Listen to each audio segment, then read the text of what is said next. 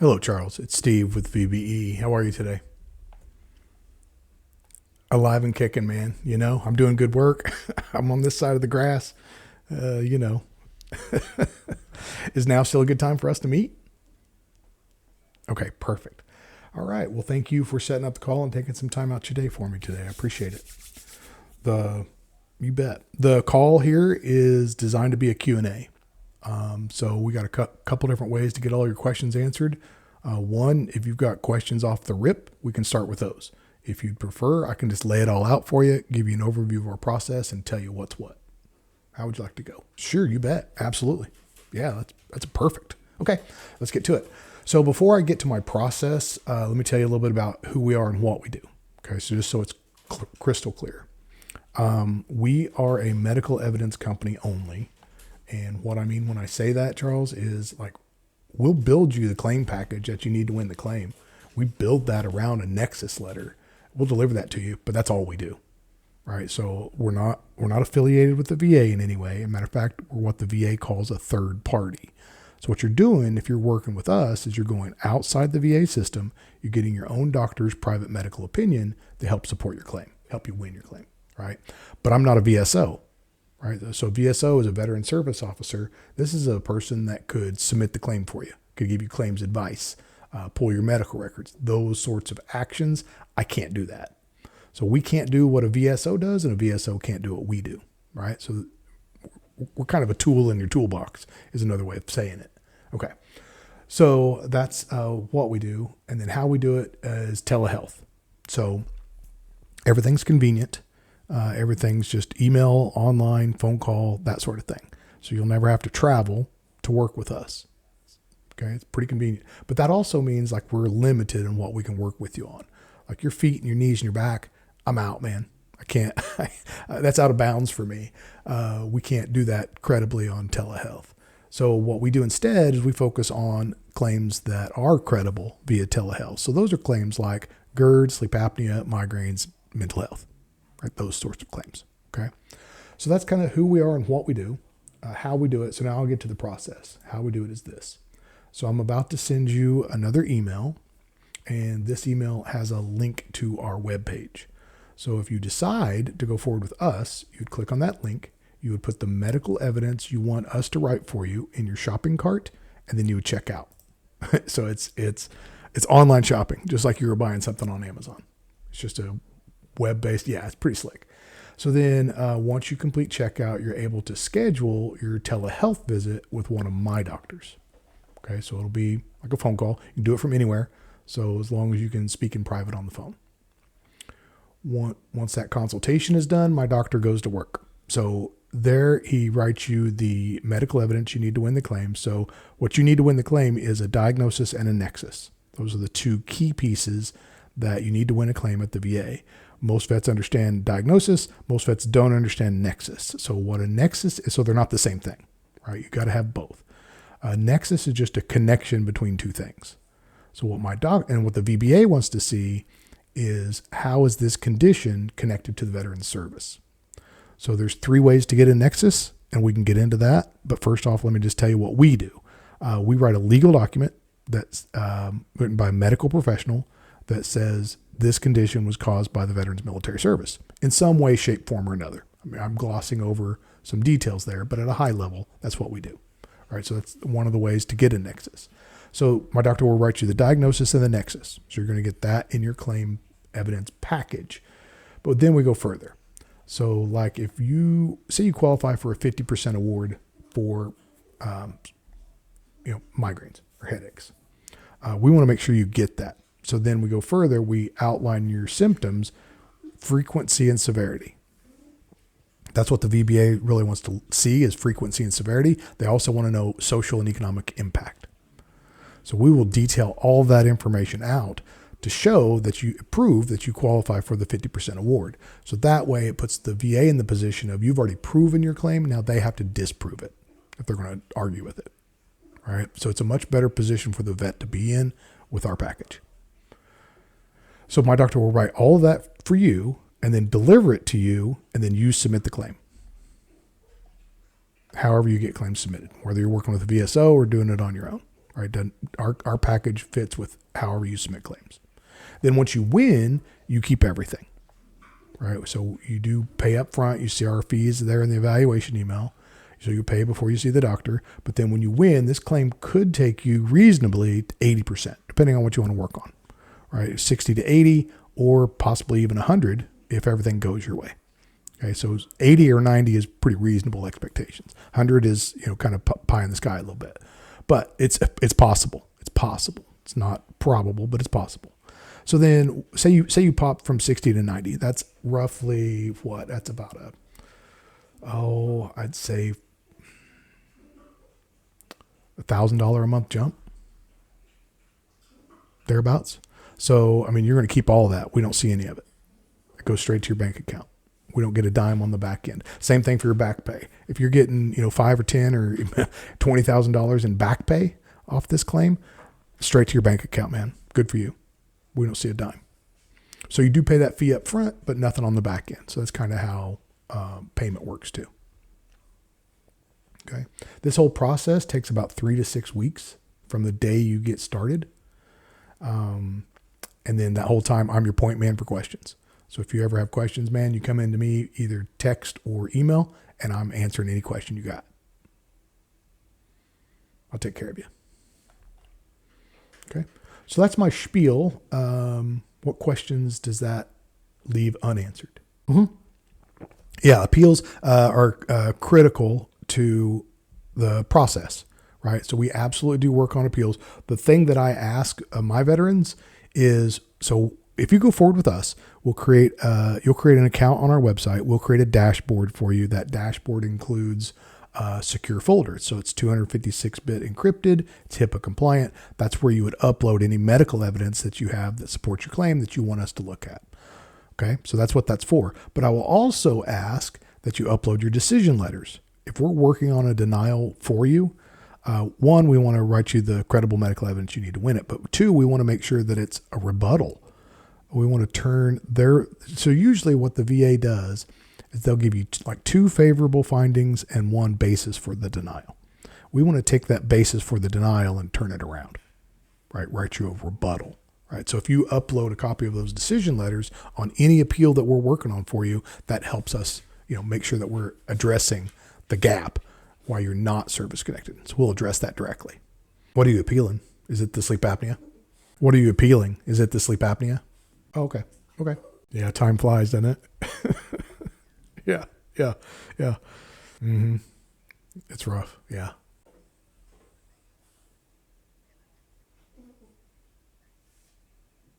Mm-hmm.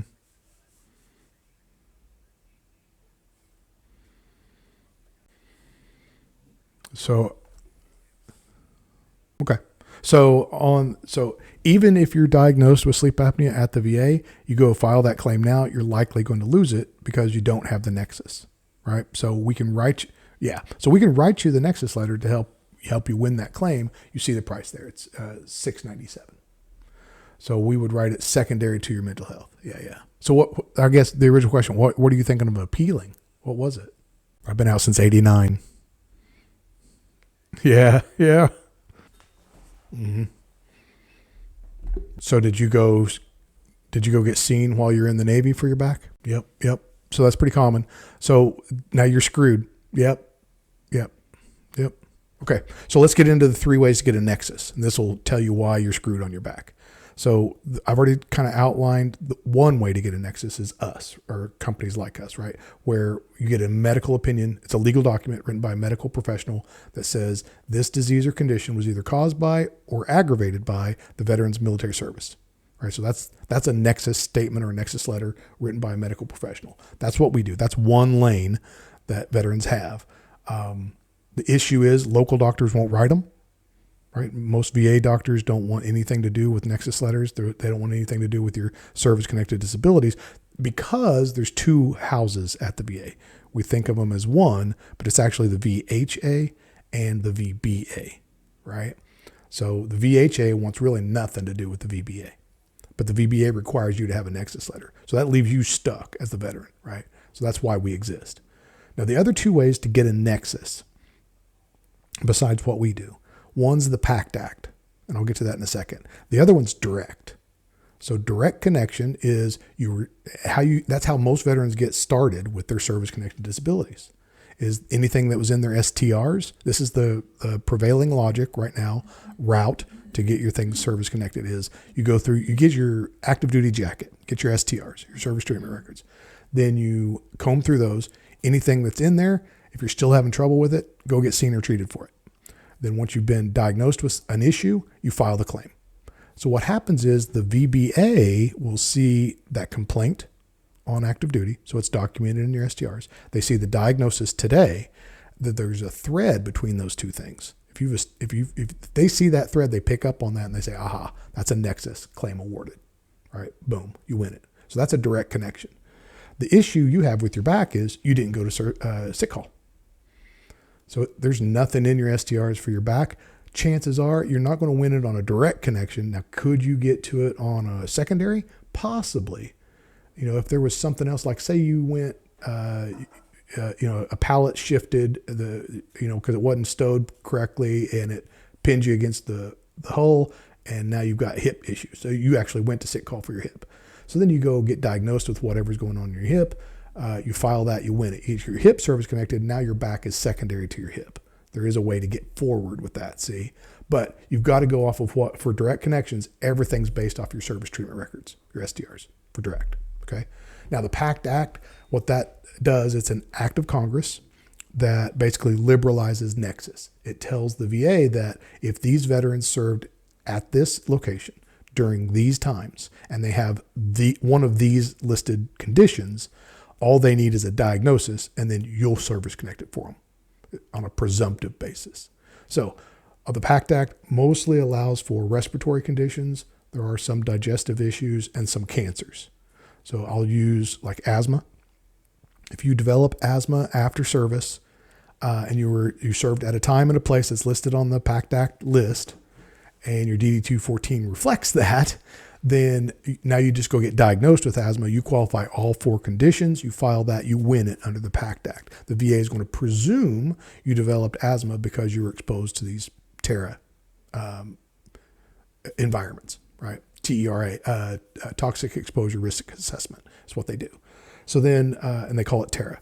So that's the 3 ways to get a Nexus. So we're in that middle lane there where you're getting a doctor to write it for you. So we're limited on what we can do, but you're in a good spot here you've got 4 or 5 that we can work with you on and could potentially take you to potentially 100. I see 90 as real reasonable expectation, but it costs, right? There's a cost involved. Okay. Man, you need a desk job.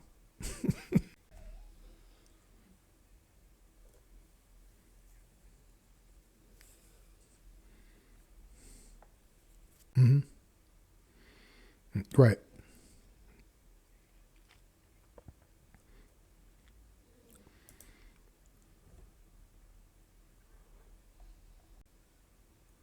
Mm-hmm.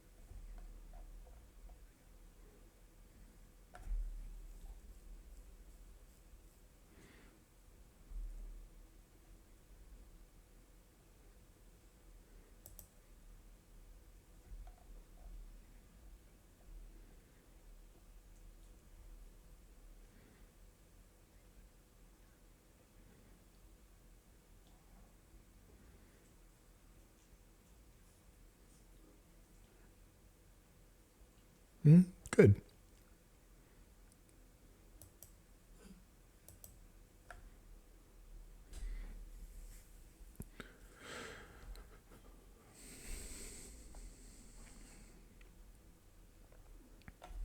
Yeah. Yeah. So where I'm at on your claim, yeah, Charles, is the migraines are definitely underrated. The threshold to reach 50 for that is just frequent disabling attacks. That's what the CFR says. So moving you from 10 to 50 is pretty probable. No guarantees, right? So we could definitely do that. For that, you need a DBQ. So a DBQ, $347. Okay.